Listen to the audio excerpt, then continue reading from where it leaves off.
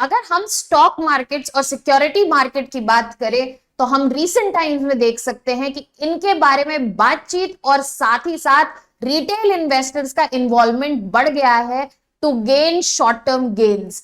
अब यहां पर प्रॉब्लम ये आ रही है कि गेन्स तो चाहिए बट मिल रहे हैं हैवी लॉसेस, और इन्हीं लॉसेस को प्रोटेक्ट करने के लिए रिटेल इन्वेस्टर्स, छोटे इन्वेस्टर्स को प्रोटेक्ट करने के लिए security and exchange board of India लेके आया है नए रूल्स इंडेक्स इक्विटी मार्केट के लिए। Hello everyone, my name is Shubhangi Singh, welcome to Chahal academy. आज हम बात करने वाले हैं नए सेबी रूल्स जो आए हैं, ताकि जो फ्यूचर्स एंड ऑप्शन की मार्केट है और उसमें जो एक्सेसिव लॉसेस देखे जा रहे हैं उनसे प्रोटेक्ट किया जा सके रिटेल इन्वेस्टर्स को, और इनका जो इन्वॉल्वमेंट है, कंस्ट्रक्टिव पार्टिसिपेशन को फर्दर प्रमोट किया जा सके। ऐसी और भी वीडियोस और कॉन्सेप्ट रिलेटेड वीडियोस के लिए आप हमारा चैनल सब्सक्राइब कर सकते हैं, ताकि आपको ऐसी प्रॉपर अपडेट्स रेगुलरली मिलती रहे। अगर हम बात करें कि ये न्यूज में क्या है, तो बेसिकली जैसा कि मैंने कहा, security and exchange board of India ने कुछ 6 मेजर्स लाए हैं, कुछ 6 नए मेजर्स इंट्रोड्यूस किए हैं, ताकि जो इक्विटी इंडेक्स डेरिवेटिव का फ्रेमवर्क है वो बेहतर हो सके। अब यहां पर अगर हम बात करें कि आखिर इक्विटी इंडेक्स डेरिवेटिव्स क्या होते हैं, तो इक्विटी इंडेक्स डेरिवेटिव्स वो फाइनेंशियल इंस्ट्रूमेंट्स हैं जिनकी फाइनेंशियल वैल्यू एक इंडेक्स से जुड़ी हुई है, और उस मार्केट में ये ट्रेड किए जाते हैं, जहां पे हमारे पास फ्यूचर्स एंड ऑप्शंस जो हैं, ऐसे फाइनेंशियल इंस्ट्रूमेंट मिलते हैं। ये जो चेंजेस हैं, इनका एम है कि जो स्पेक्यूलेशन है, जिसकी वजह से हेवी लॉसेस देखने को मिल रहे हैं, उसको कम किया जा सके, जिसकी वजह से मार्केट में फ्लक्चुएशन भी एक्सेसिव देखी जा रही है। उसके अलावा रिटेल इन्वेस्टर्स को प्रोटेक्ट किया जा सके। रिटेल इन्वेस्टर्स का काफी बढ़ता हुआ पार्टिसिपेशन देखा गया है। अगर हम बात करें in terms of exchange markets, तो यहां पर रिटेल इन्वेस्टर्स को प्रोटेक्ट किया जा सके, और साथ ही साथ ये जो डेरिवेटिव्स की मार्केट है, इसमें इंश्योर किया जा सके मार्केट स्टेबिलिटी को। तो सेबी ये सारे जो चेंजेस है, मेजर्स लाई है, ये इसलिए लाई है ताकि जो मार्केट स्टेबिलिटी है डेरिवेटिव मार्केट्स की बनी रहे, रिटेल कंज्यूमर्स जो है वो प्रोटेक्टेड रहें, और यहां पर जो स्पेक्यूलेशन है वो कम हो सके। अगर हम बात करें सेबी की, security and exchange board of India जो है वो स्टैब्लिश किया गया था by government of India in 1992। आप सबको पता है हर्षद मेहता स्कैम के बारे में। उसी वक्त जब ये स्कैम आया, तब security and exchange board of India को लाया गया गवर्नमेंट ऑफ इंडिया के द्वारा, और इसको जो पावर्स दी गई हैं, स्टैट्यूटरी पावर्स, ये एक स्टैट्यूटरी बॉडी है, इसकी जो स्टैट्यूटरी पावर्स हैं वो आती हैं सेबी एक्ट 1992 से।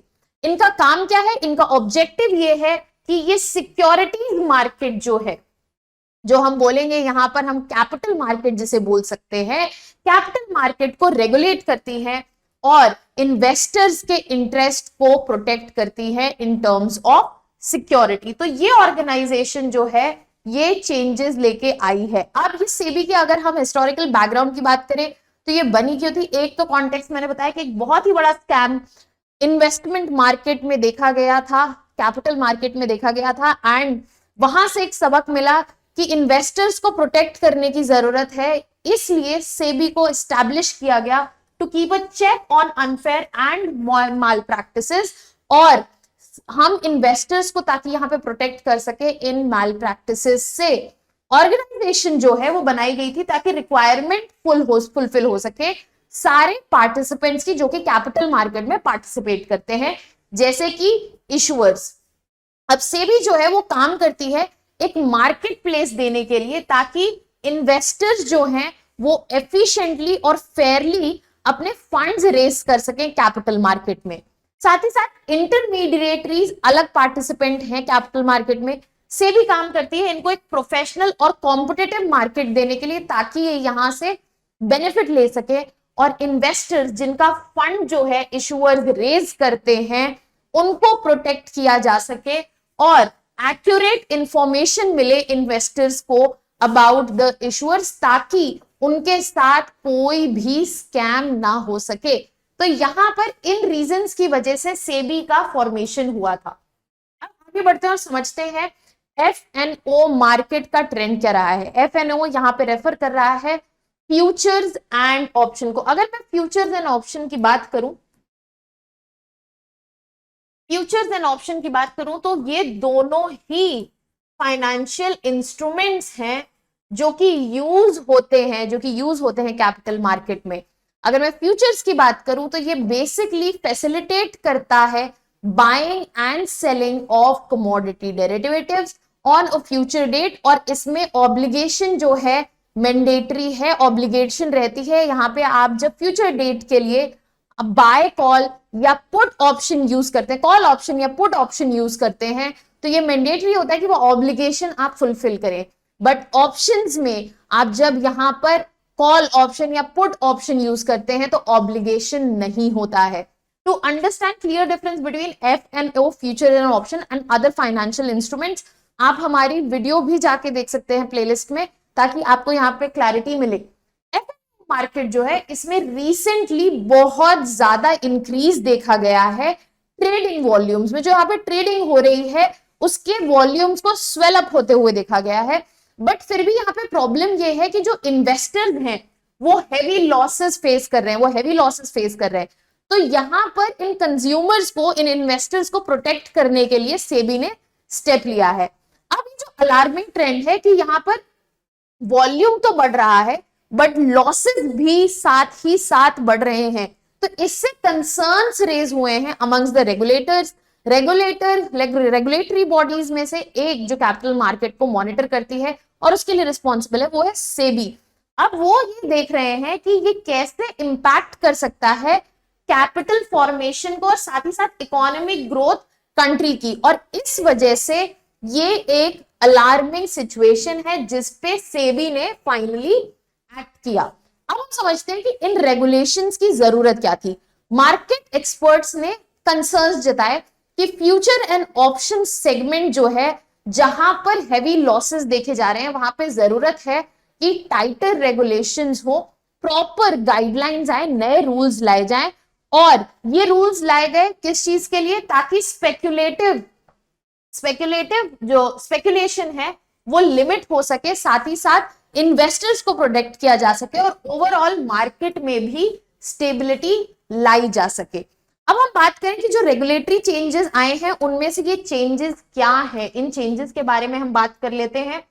तो सबसे पहला चेंज जो है, रेगुलेटरी चेंज आया है कि यहां पर मिनिमम कॉन्ट्रैक्ट साइज जो है इंडेक्स डेरिवेटिव्स का, उसको इंक्रीज कर दिया गया है 15 लाख तक, उसको 15 लाख तक इंक्रीज कर दिया गया है। अब ये जो इंक्रीज किया गया है वो क्यों है, ये इसलिए इंक्रीज किया गया है कि जो भी स्मॉल ट्रेडर्स हैं वो स्पेक्यूलेटिव ट्रेडिंग में जो हैवी लॉसेस झेल रहे हैं एंटर ना करें। तो यहाँ पे कॉन्ट्रैक्ट साइज बढ़ा दिया गया है कि जो स्मॉल ट्रेडर्स हैं वो थोड़ा सा डिटर हो, पीछे हटे इतने बड़े अमाउंट को देख के, ताकि जो अभी वो लॉसेस फेस कर रहे हैं उन्हें वो लॉसेस फेस ना करना पड़े। साथ ही साथ February 1, 2025 दैट इज अगले साल से नया रूल मैंडेट हो जाएगा, जहां पे ऑप्शन प्रीमियम जो है, ऑप्शन बेसिकली जब भी आप ट्रेड करते हैं और जब जो भी आप फ्यूचर डेट चूज करते हैं, पुट ऑप्शन या कॉल ऑप्शन के लिए आपको उसके लिए कमीशन देना पड़ता है। अब यहां पर जो ऑप्शन प्रीमियम है वो अपफ्रंट कलेक्ट हो जाएगा, ऐसा नहीं कि वो प्रीमियम जो है बाद में कलेक्ट होगा।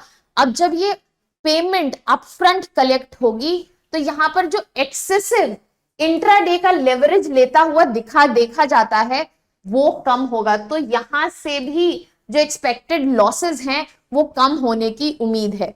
यहां पर फोकस किया जा रहा है कि जो भी ट्रेडिंग प्रैक्टिसेस हो वो रिस्पॉन्सिबल हो, अंडरस्टूड हो, इन्वेस्टर समझे कि वो क्या रिस्क लेने जा रहा है, and on the basis of speculation, mere speculation and not understanding fundamentals इस मार्केट में स्टेप इन ना करे। साथ ही साथ ये जो पोजीशन है, जो भी ट्रेडिंग की बात कर रहा है, जो रिटेलर इन्वेस्टर है, उसके पास ये इनफ कोलैटरल हो कि ये जो लॉस है उसे बियर कर सके। तो यहाँ पे जो प्रीमियम है उसको बढ़ा दिया गया है और उसको बोला गया है कि अपफ्रंट कलेक्शन होगा, पहले ही कलेक्शन हो जाएगा, ताकि रिस्पॉन्सिबली हैंडल करें retail investors when they are investing in the market.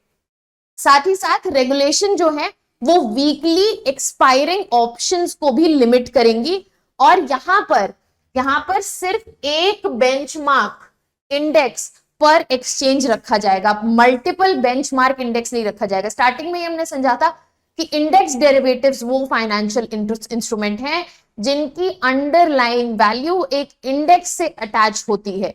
अब यहां पर जो इंडेक्स होगा बेंचमार्क इंडेक्स, वो एक ही रखा जाएगा, मल्टीपल बेंचमार्क इंडेक्सेस नहीं रखा जाएगा। और ये चेंज जो है ये इफेक्टिव रहेगा और ये रिड्यूस करेगा एक्सेसिव स्पेक्यूलेशन, क्योंकि जब मल्टीपल इंडेक्सेस होंगे तो स्पेक्यूलेशन ज्यादा होगी, वॉलेटिलिटी ज्यादा होगी, और ये इसको रिड्यूस करेगा। यहां पर सबसे ज्यादा ट्रेडिंग जो है वो एक्सपायरी डेज पे देखी जाती है, इसीलिए यहां पर एक्सपायरिंग ऑप्शंस जो होंगे वो सिर्फ वन बेंचमार्क इंडेक्स चूज कर पाएंगे पर बैंक एक्सचेंज रेट। अब यहां पर अप्रैल 1, 2025 से एक और चेंज के लिए बोला गया है, दैट इज अप्रैल 1, 2025 से वन चेंज के लिए बोला कि पोजीशन लिमिट जो है हर इक्विटी इंडेक्स डेरिवेटिव की वो मॉनिटर होगी इंट्राडे से, सिर्फ एंड ऑफ ट्रेडिंग डे पे मॉनिटर नहीं होगी, वो मॉनिटर होगी पूरे दिन में। तो through out the day trading के बेस पे इक्विटी इंडेक्स डेरिवेटिव जो है वो मॉनिटर होंगे। अब ये प्रोएक्टिव अप्रोच है, क्योंकि पहले जो मॉनिटरिंग होती थी वो at the end of the day होती थी, और इससे ये प्रोएक्टिव अप्रोच से जो एक्सेसिव स्पेक्युलेटिव ट्रेडिंग है और वो खत्म हो जाएगी, और यहाँ पे मार्केट इंटीग्रिटी जो है वो ट्रेडिंग सेशन में थ्रू आउट बनी रहेगी। उसके अलावा सिमिलरली February 1, 2025 से ट्रेडर्स जो हैं वो यूज नहीं कर पाएंगे अपना calendar spread, specially on expiry date.